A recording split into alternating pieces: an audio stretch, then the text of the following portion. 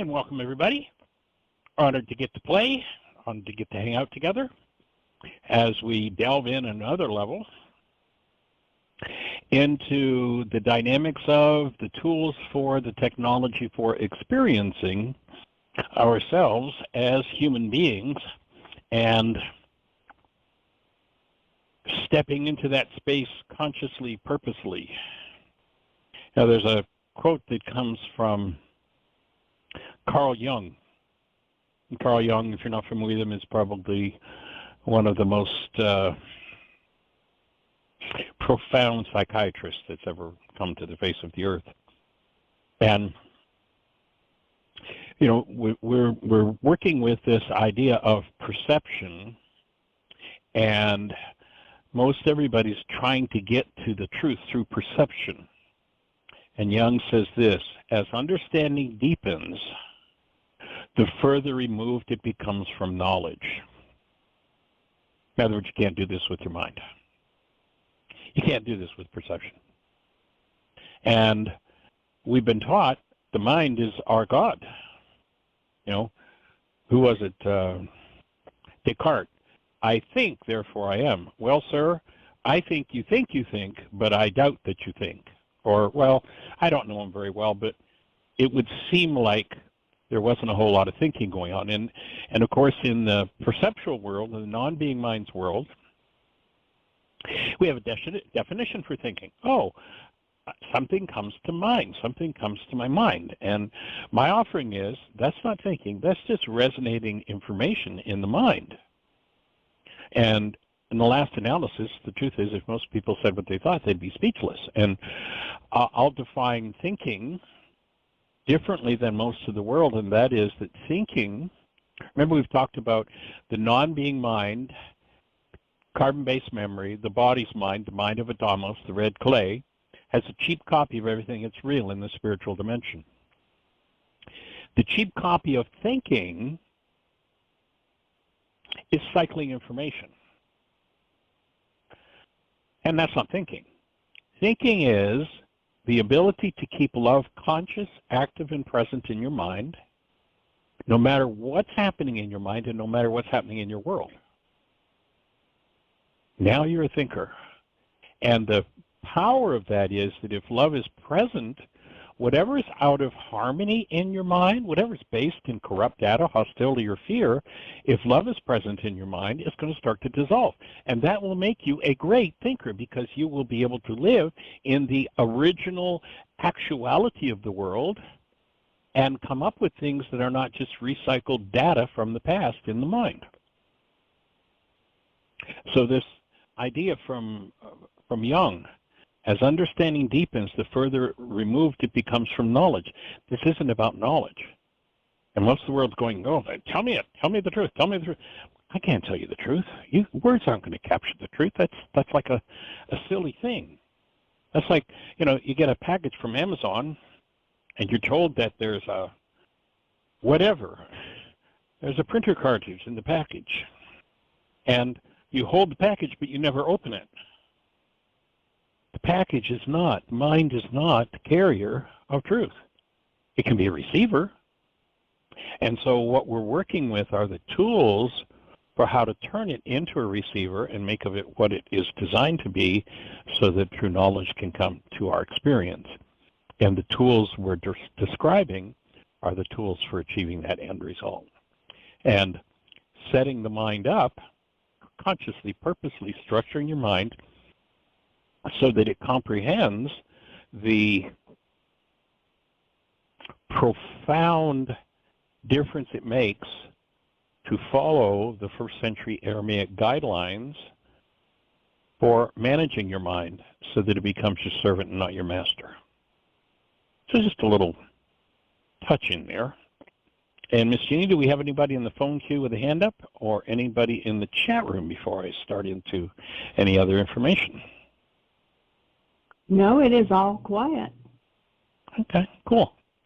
Well, I've had a couple of questions on the topic of ho'oponopono, which is an Hawaiian form of engaging in forgiveness. my take from the interaction I've had with Hawaiian peoples is, one, I suspect that the Hawaiian people are one of the lost 12 tribes, and their language is actually founded in the same Aramaic principles we're talking about. In fact, the word aloha, as it's spoken in this culture, when you go back to the roots of aloha, it's speaking about this space in the mind, I believe, would be identical to what we've talked about as Rahma. It's what keeps the mind on track. However, you know, we've all heard that idea of lost in translation. There's certain things that can't be said in English. And I think that my take is that the presentation of Pono as it comes into this culture is probably one of the highest levels of understanding that there is that comes out of Adamos, out of the red clay, out of the mind of man. But what comes out of the mind of man at its very highest, its peak, and I think Ho'oponopono is probably that, is actually just starting to scratch the surface in the world of actuality. So if you're not familiar with Ho'oponopono, it basically has 4 key statements. And again, because I was asked, actually it was a physician that asked me if I would do some work on it so they could understand it more. They were from Hawaii and just loved the Ho'oponopono. And so they asked me if I would give them some insight into what my thoughts were in the light of the 1st century Aramaic teachings of Yeshua. So the way that it's taught, you know, you've got someone that's brought disturbance or upset in you, and there are 4 phrases you use with them. 1 is, I love you. 2 is, please forgive me. 3, I'm sorry. And 4, thank you. So for me, the way those things reflect carbon-based memory and are off base is, first of all, I've noticed over the years that people who say I'm sorry a lot, because we are creators, become sorry people. So creators, if we engage in the mind energy of sorry, sorry, sorry, sorry, we end up producing results that are in alignment with, that are connected to that. So our first step would be, we suggest you never ever say the words, I'm sorry, again. Now that doesn't mean you don't take responsibility and apologize if you make a mistake. For that we have the Apology Tool in this work. Never say you're sorry.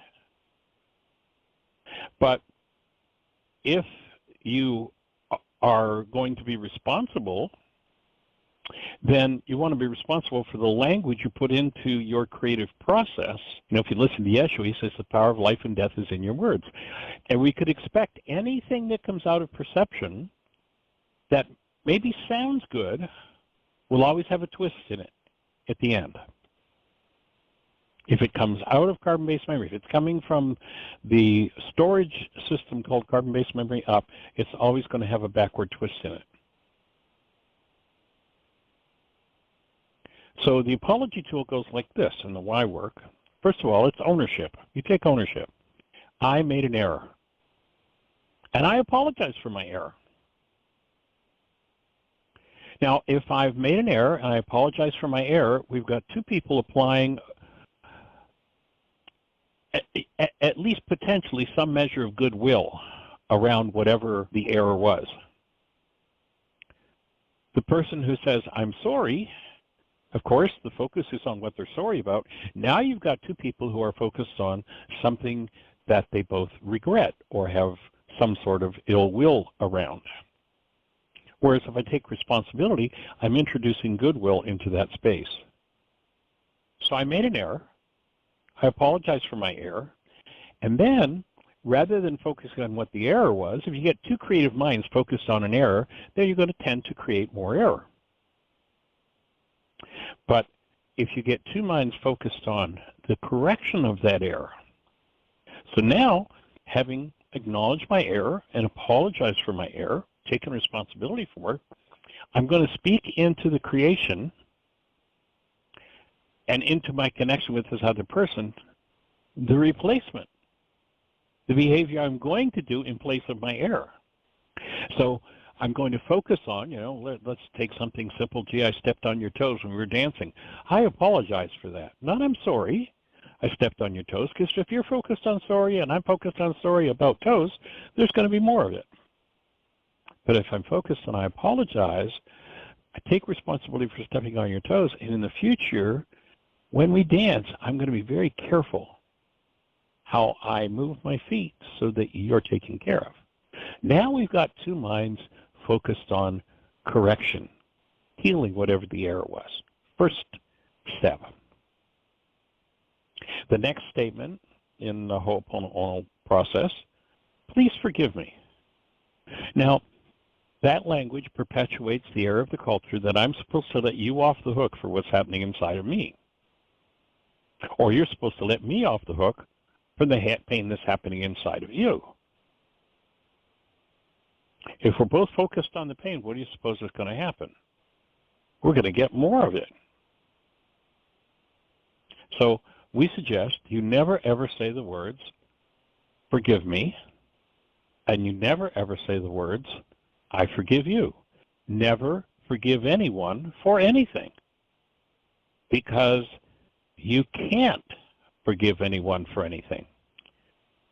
We have a technology that comes out of the first century Aramaic language, and again, I think in its original form in Hawaiian, probably, although I don't know it factually, not for sure, probably it's a whole lot closer to first century Aramaic forgiveness. So in Aramaic, there was a technology that was taught by Yeshua 2,000 years ago for removing the roots of, accessing and removing the unconscious roots of generated pain.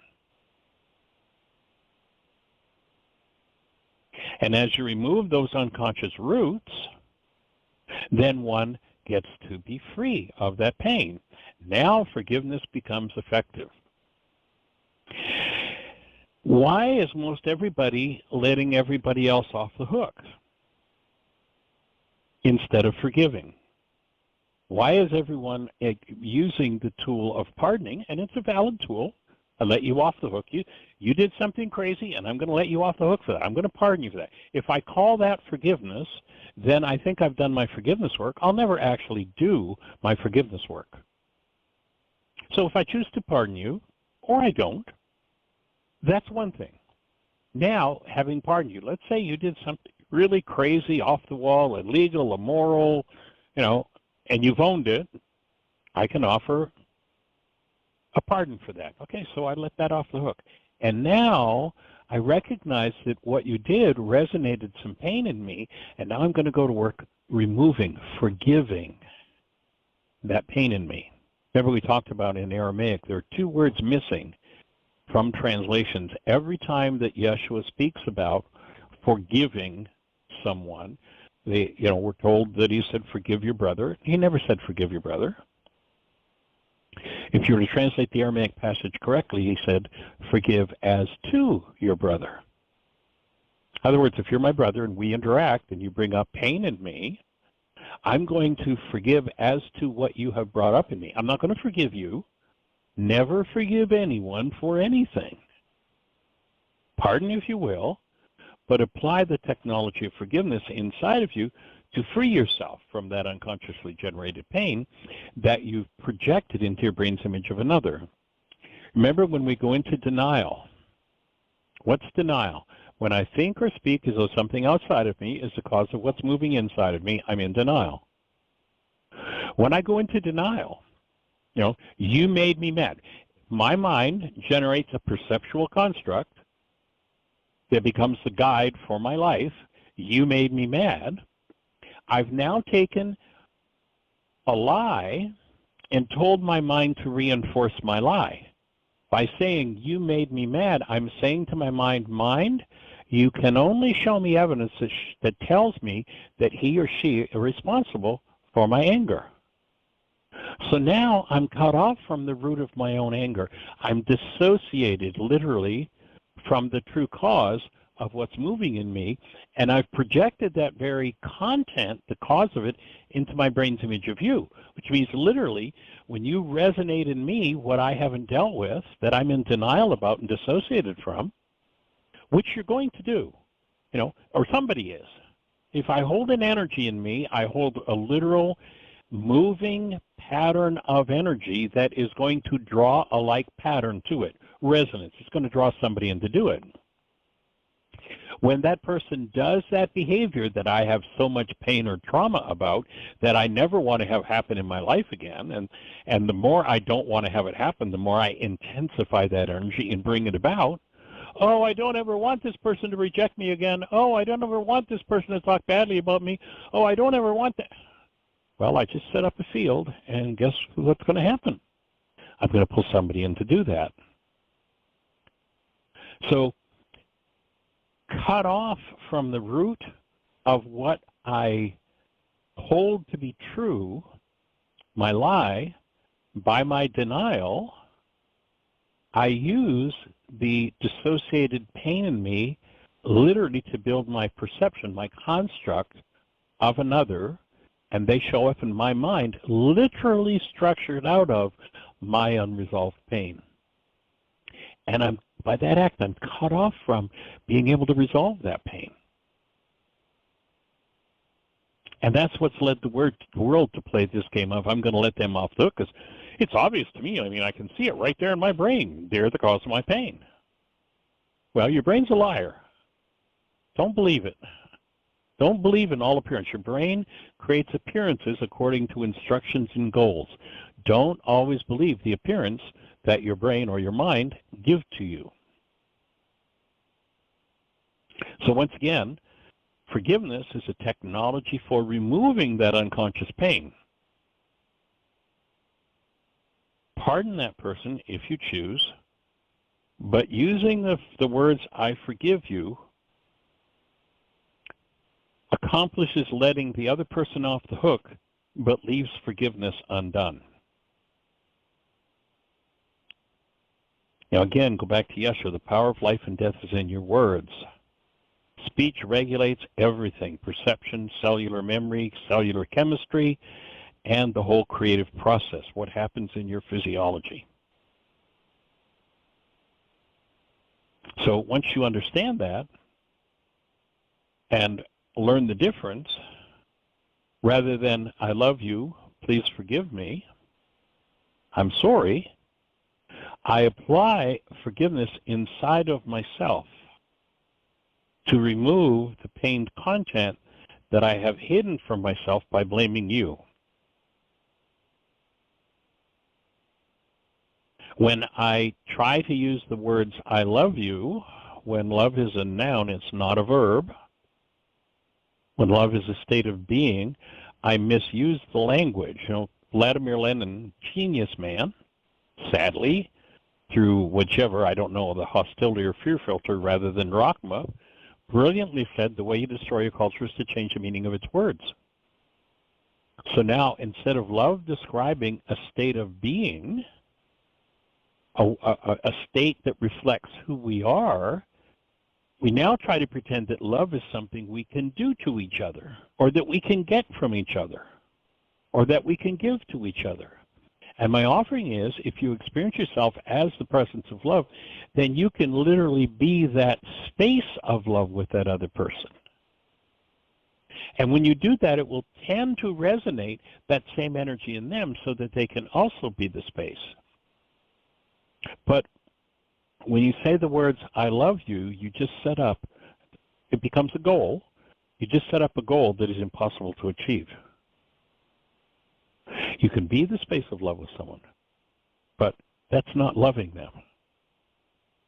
And when you misdirect the mind will make all kinds of efforts at love, at behaviors that reflect the condition called or being. But when you give it to the mind as a goal and as a verb, something to do, the mind can't resolve that goal. The mind can't achieve that goal, and all it does is create stress. And if you give someone the goal, or you say to them and you reinforce it with pain and trauma, you better love them. And of course, if you've got, let's say for instance, guilt in you, or you've got rage in you, by holding guilt or rage, you'll resonate somebody into do guilt and rage, something that will bring that up in you. And then holding the goal to be love or loving them, and they resonate your rage, what comes next? Oh, I failed at loving them. Now I've got guilt to add to the pile. So forget this I love you stuff. Because the replacement for that is I cherish you. Yes, I cherish you. And when I am clear that I am a creature, a being that's made of love, that perhaps has lost my way, lost my awareness of myself as love, then I can begin to remove those things that have caused me to lose my way and return to the truth of who I am. Saying I love you in a relationship creates huge problems because it's an impossible task.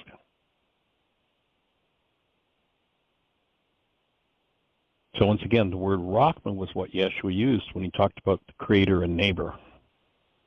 And the result of that is you get to maintain your own human life. So the proper use of words are the key here. And so what would a replacement look like for those statements in Ho'oponopono? First, in gratitude,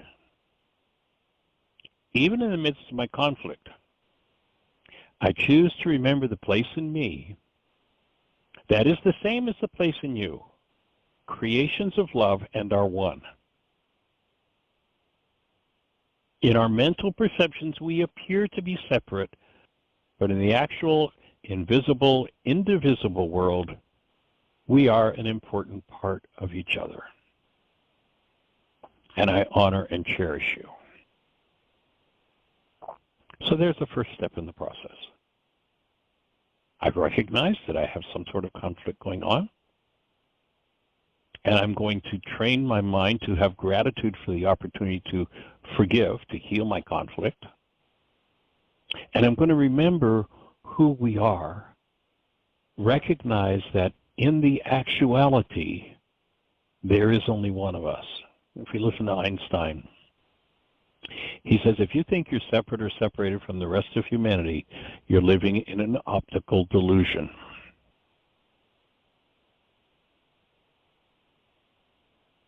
So while it appears in my mind that we're separate from each other, there's this optical delusion, I recognize that in the invisible, indivisible world, we are important parts of each other, and I honor and cherish you.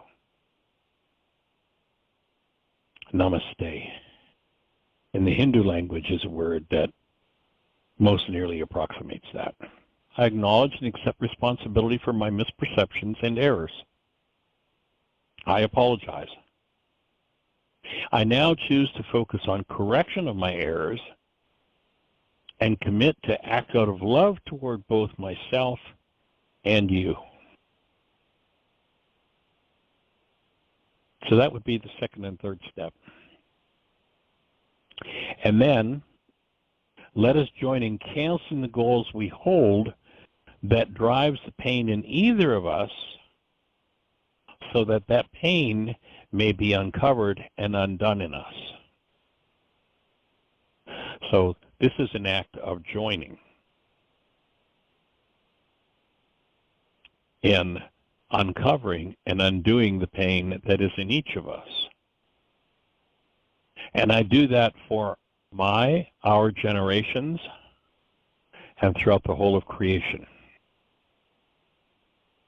And then I've added Lakota Sioux, which is another Aramaic-speaking population in the world, Mitakuye,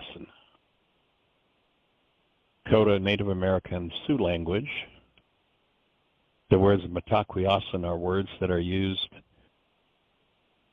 if you're going into a healing ceremony, if you're going into a sweat lodge, you stop at the door of the sweat lodge and you offer this acknowledgement in this language, Mitakuye, which, as I understand it, most clearly translates in our English language to for all our relations. I'm not going into this sweat lodge for healing just for me, but I'm going into it for all our relations. And all our relations includes the two-legged ones, the four-legged ones, the insects, for the healing of the whole of the oneness which we are. And so that would be my replacement for the language of I love you, I'm sorry, please forgive me, and thank you. And of course the gratitude we used in step 1 as a starting point. In gratitude, even in the midst of my conflict, I choose to remember the place in me that is the same as the place in you. We are creations of love, and we are one. In our acknowledging that in our mental perceptions we appear to be separate, but in the actual invisible, indivisible world, we are important parts of each other, and I honor and cherish you. Namaste. I acknowledge and accept responsibility for my misperceptions and errors. I apologize. I now choose to focus on correction of my errors and commit to act out of love toward both you and myself. Last step, let us join in canceling the goals we hold that drives the pain in either of us so that we join in that space of healing, uncovering and undoing the pain that each of us holds, not only for ourselves, but for the whole of the creation, all our relationships. Mitakuye. So for anyone that was that I've had that conversation with, that would be my take on Ho'oponopono compared to first century Aramaic forgiveness. And I suspect that might arouse a thought or two, a question or two. So if you're out there in listener land and you're in one of those stations where we can't see you, our call-in number is 563-999-3581. 563-999-3581. If you call that number, you're listening to the show live. And then if you have a question, if you're out there in listener land, listening on your phone, if you push 1, that will raise a hand in the control panel, and through the magic of technology, Jean will introduce you by your area code, and we'll be having a conversation. So, Ms. Jeannie, do we have anybody out there in the phone queue with a hand up or anything happening in the chat room? We do have a hand up, and it's either Carrie or Mark, not sure which. Awesome. And they're probably going to give us an update from the other day. Yay. Hello, brother. Hey, welcome, young man. It's Namaste. Namaste, how are you? I've had a difficulty coming into the presence after being in the infinite with you and listening to your voice just now. So I'm trying to regather my mind and put words to it. Well, we'll take a moment and breathe with you. That's so beautiful. Thank you. That is just a powerful thought, isn't it? And to me, the sound of those words from the Lakota Sioux language is just like sweet. Very, very, very. Thank you. Bless you. Update from last we spoke was about my daughter, and we helped clear some energies that I felt were draining from my past, generational energies, like a faucet out of my energy field. And I felt extremely tired, and I needed to go lay down, and we did breath work and energy work. And you had commented before we left that more likely than not, I would receive communication from the mama who I sent the email to. And by the time I woke up, it was in the inbox. It was less than an hour after speaking with you. that the reply came into my inbox. So miraculous Michael, you're muted. as our daily lives are, it did work like you said. Well, that's awesome, but lest anybody think that was a psychic act by me. It wasn't any kind of psychic prediction. It's just from experience. It's normal when somebody has a big issue like that to do some work around it, and bang, like within hours, the shift happens. So that's just awesome and delightful. When I took myself, my world shift, and that's just how it works. And so I immediately, well, actually, it took me a whole day I was just floating and zoned out in this different place because of the shift that had just occurred in me. And the reply from the Mama was, as I expected, but it was even a little worse in that I describe it as 98% nasty jam and 2% info about my daughter.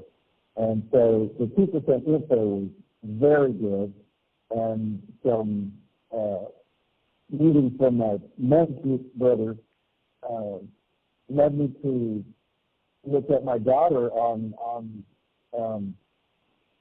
social media, which I just never even thought of before, honestly. And I found her. I found my daughter's social, and I looked at the pictures, and she looks like this joyful, sweet, happy girl. And that was such a blessing to me to actually connect to her via her pictures. And I realized that I will do that more now. I will connect with her energetically more and establish a loving connection between us that way. And I have to say, I just haven't done that before. So that was a big thing for me that I feel I will do from now on. And I will continue to use my brothers and my mentors as my counselors for how to, the way I use it is to make a healthy masculine approach, both to Mama and to my daughter. So that is my plan and intention, because I truly, and actually my reasoning for doing all this is I don't want my daughter to be able to say that I never reached out. Really, that's my bottom line. So, make in terms of language, avenue open to her so whenever she's ready for it, and people saying myself, because it's all me. Right. So, in terms of languaging what your intentions are and what your goals are in that regard, or whichever the intentions you choose to turn into goals, when you speak about what you don't want to have happen in the space, you'll tend to put energy into creating that. So rather than what you don't want to have happen with your daughter, you might just, take a look at perhaps relanguaging that a little bit so that your whole focus is on the result you want to create with your daughter. The past one, the mind will tend to bring still the unresolved energy, the past in, and it's like, well, I just don't want this to happen anymore. And so what have I spoken into the creation? I've spoken this happening anymore. Whereas when I key into it, it's like, so what I'm really committed to is keeping that loving connection in thought, word, action, appearance, whenever, if ever, and if never I see her again, that I'm going to hold to that space. That will tend to bring a different result into the creation, both in terms of what moves in you and what that moves in her and in her mother. Beautiful. Beautiful, great correction and direction there. Thank you. Continue. I love it. Well, one of the things you open the opportunity to share that I think is important too, you spoke about how after you completed that still point session that you were floating, the work that you'd done on the show, and then you were floating afterwards, and that kind of like a high. Yeah. And actually, when one does a piece of work, it is literally, and I mean physically, an opioid high that happens. Most of the drugs that alter the mind have at least some impact on the opioid receptors in the brain. And we create within us natural pain relievers, natural opioids, you know. And so endorphins is a short form. We've all heard of endorphins. That's a short form for endogenous morphine. Endorphins is endogenous morphine. It's what's created inside of us to anesthetize against our pain. And so when I spend a lifetime anesthetizing myself, and basically what happens is the energy that is off the mark that I bring in, primarily through mind energy, though not always just that, if it is pain-inducing, then my structure will tend to create endorphins that go into solution with that pain and nullify it, neutralize it. But it's still there and it's floating around in the system. When I finally take that toxic energy that's in solution with the endorphins and I pull it out and I remove it from my structure, the toxic effect is gone, and I've liberated those endogenous molecules of morphine within me, and I get high. That's what happens after somebody works through a major issue. They've literally liberated all of the drugs they were using to keep themselves out of pain around whatever that issue is. So it's pretty natural when you do a big piece of work to, boom, to go on a high. And that's what's happening. Very good. Very good. It makes complete sense when you say it. I just never thought of it before. Well, after I finished working with you, the high I felt was because the toxins were still in me, or were not in me anymore, and therefore the endorphins that were there to work on them to keep me neutral actually kicked into higher gear, and I felt it as a high. But that was high the rest of the day. Right, they became available. Yeah, it's like they were in solution, so they had no impact. Wow. And then they become available. They're now free-floating until your body adjusts. So, okay, we don't need these anymore, and adjusts them out of the system. But literally, whatever, you know, what the forgiveness process does, a la Aramaic, is it collapses the perceptual construct of the mind that's based in pain. It takes us into direct relationship with our pain. That's why it's not a Dr. Feelgood process. If I deny and dissociate from my pain, I use it then to build my brain's image of someone else, and I'm still feeling the pain, but I only experience it indirectly through my brain's image of them. And I think, oh, see, they're the cause of my pain. When I collapse that perception, which is what canceling the goal does, then I drop beneath that projection, that whole structure collapses, and in the presence of love begins to dissolve. Now I'm back in direct relationship with my pain. And if love is present in me, that burns off or transmutes that pain. It's literally gone energetically. It's liberated from my structure.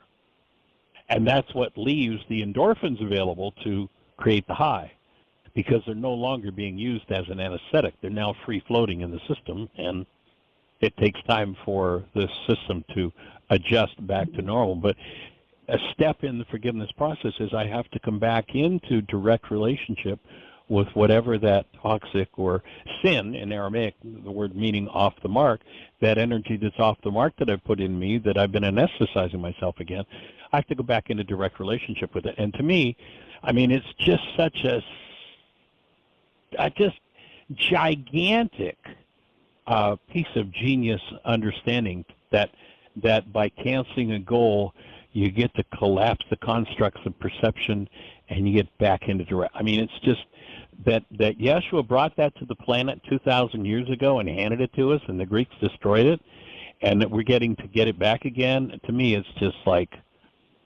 every time I think of it, that 2,000 years ago this man knew this and handed it to the world, it just boggles my mind.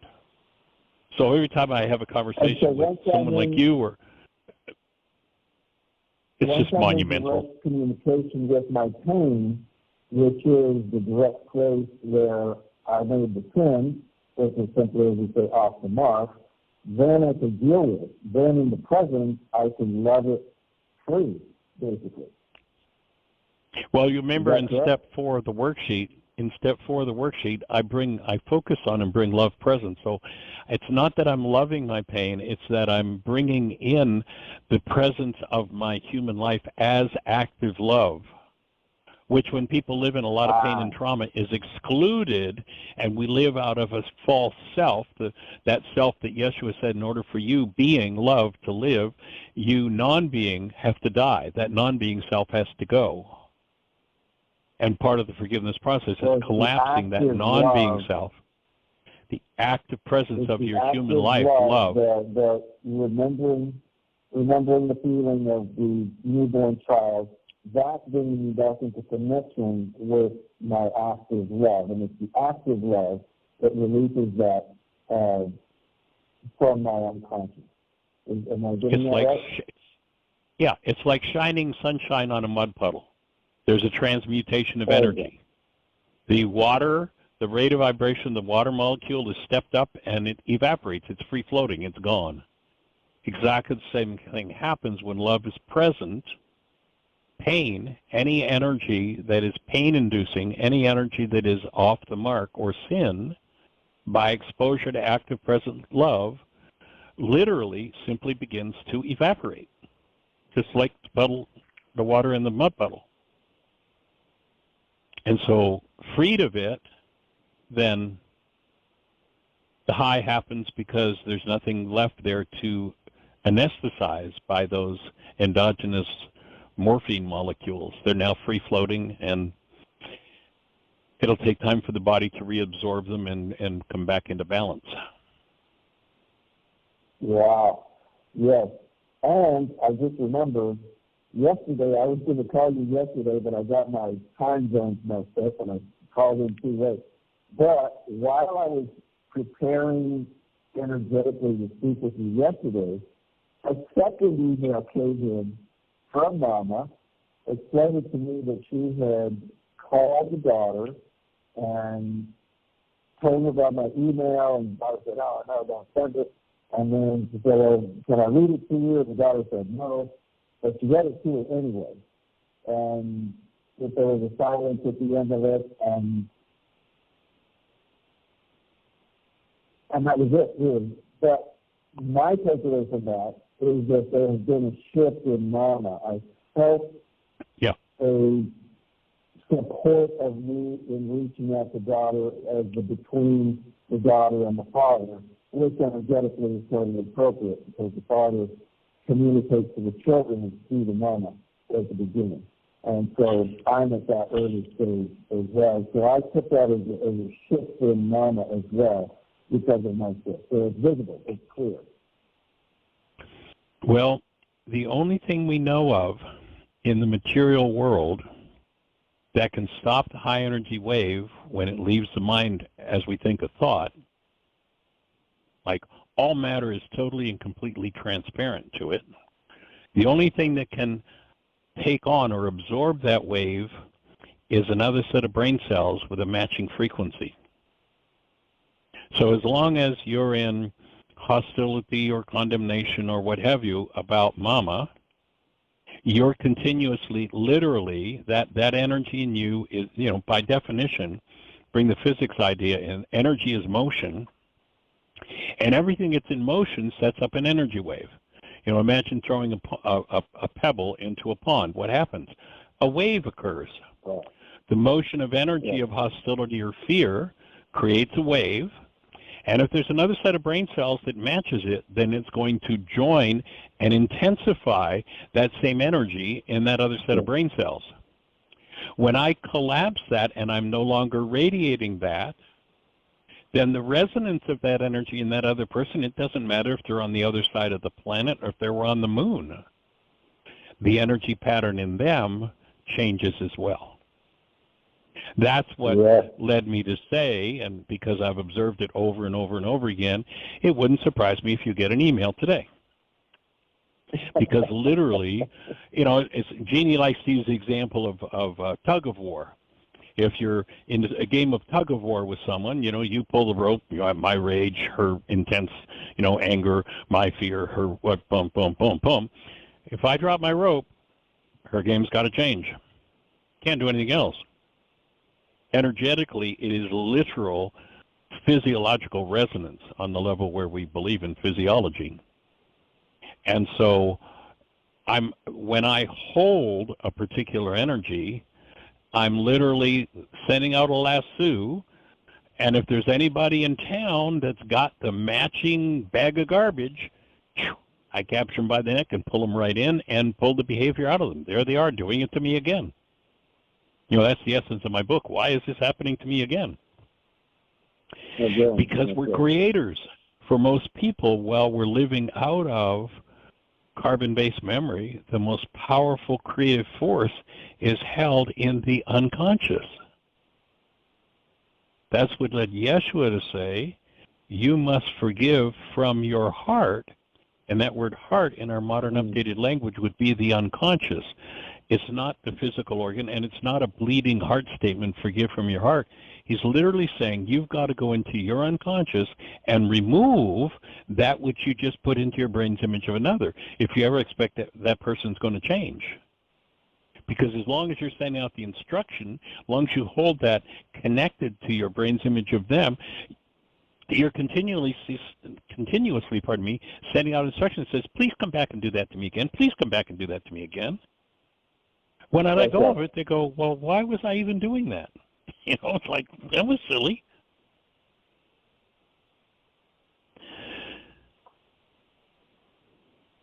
Make sense? Yes. Yes. Yay. Perfect sense. I'm typing notes all along.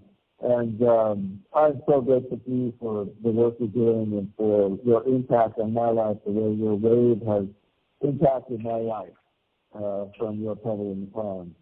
And it's important for each of us to bring in our own puzzle piece. I need to bring my puzzle piece to the puzzle, otherwise it's not complete. It's not there. And, of course, Then I realized that my puzzle piece and your puzzle piece are the same puzzle piece. We just think they look different, but they're really not. It's all me. Yes. Yeah, and in the ultimate actuality, we all share exactly the same purpose. When we come down into this world of form, each form with its own genetic history and such has a different mode of expression of that purpose. But ultimately, in the actuality, we all come from and carry the same primary purpose. Our secondary purposes are unique and individual, but primarily, to me, we all have the same purpose. And, at this stage, who knows what it's going to be when 7.5 billion people wake up one morning going, oh, I recognize that I am love, and oh yeah, that person I thought was my enemy, well, we're actually connected. Mitakuye, for all my relations, we're cleaning this up. What's the purpose? What's the game going to look like when 7.5 billion people wake up doing that? I don't know, but at this point, it's definitely about healing. So joining you in that, my friend. Something's going to happen. Yay. Well, any other thoughts for you? Any other way we can serve you today? Oh, brother, I'm complete for today. We'll be calling in again as we go along. And when I get stuck again, because I was pretty stuck with holding on to the tug of war rope. And I didn't know where it was. I didn't know where it was attached. And it took your assistance and being in this vortex of the Aramaic forgiveness space of love for that to happen. Just being in this space with you and that big energy release that came from there. I did get a sense of the ancientness of it, as I mentioned then.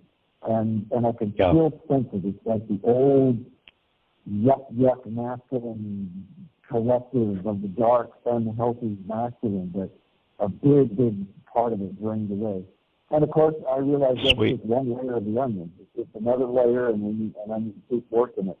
So when I get pumped again, I'll be calling you because works, and I appreciate it. Well, I'll hold the space Thank you. that you enter into the habit of putting the pen to the paper and just collapsing any of those things as they come up. You know, one of the things that, Dr. Tim, when we first started doing this show, he'd been doing this work for, I think, 5 or 6 years, and he was a listener on the show. And this goes back 12 years ago. And for the first, 8 or so years of doing the show, 7 or 8 years, he was on the show every day, and we kind of became co-hosts. You know, we'd kick things back and forth. We'd have a conversation about the whole thing. And then, there came a point where Tim said, well, I'm ready to do my own show. It's like, great, we'll make it 2 hours instead of 1. But one of the things that he would share is, as a psychologist, clinical psychologist in practice for, I think at that point, about 4 decades, he shared that over the years, he and other psychologists would, they'd hear about this psychiatrist, a psychologist that was doing this great work, and they'd go and study with him. They'd do their workshop or their intensive or whatever it was, and he found that, he'd come back, and he and, other friends that were psychologists that would be joining him, he's like, and this particularly, we went to go study with this famous psychiatrist or famous psychologist, and they produced these miraculous results, and we all went home, and none of us could produce those results. And his take was, the thing that attracted him to this work was that he could take that worksheet and hand it to anybody, and if they do it, they'd produce the same results as me or you or him or anybody else. The formula is in, here's the tool. You don't even have to believe it works. If you just use it, it'll change the energetic patterns. But that was the thing for Tim that attracted him and had him. I mean, he has support groups, and he's been doing this work. He's been out there for years now with it. And that was his thing, is I can hand this to anybody and they can do it. It doesn't take some magic formula or some educated mind or some PhD. Just take the tool and use it. And to me, that's the power and the beauty of it. So pass it on. It is. And I did remember that, to pass it on, that I did some worksheets yesterday on Namaste, and it's interesting to me to see the slight change from one to the next. It feels the same, but then something else will pop up, and it's just a thin layer, and how amazing that works, too. It just works. Well, you would probably enjoy, I don't know whether Carrie's got or not, you'd probably enjoy watching our workshop, Healing Through Relationships, where we explain the dynamic of what we call the file folder effect.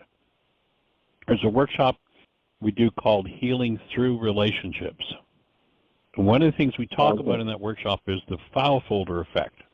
And the file folder effect basically says, when one set of brain cells fire in the mind at the same time as another set of brain cells, they literally wire together.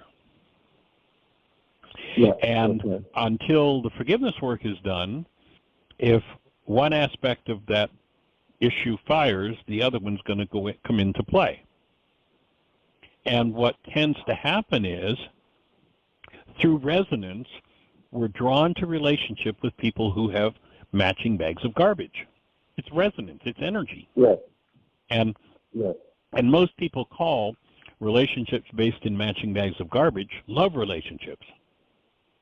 That's why 50 to 60% of them end in divorce, because they're actually based in matching bags of garbage. Now, that's a beautiful thing when you realize that you can move out of being a card-carrying member of the one world religion of blame, where it's somebody else's fault, and you recognize that you and your partner have matching bags of garbage, and when your partner resonates something out of your bag of garbage, instead of attaching it to your brain's image of them, and if you've been in a relationship where you have, which I hear you describing, you break those attachments, you're freed from it, they're freed from it, and you get to play a whole new game of aliveness in your relationships.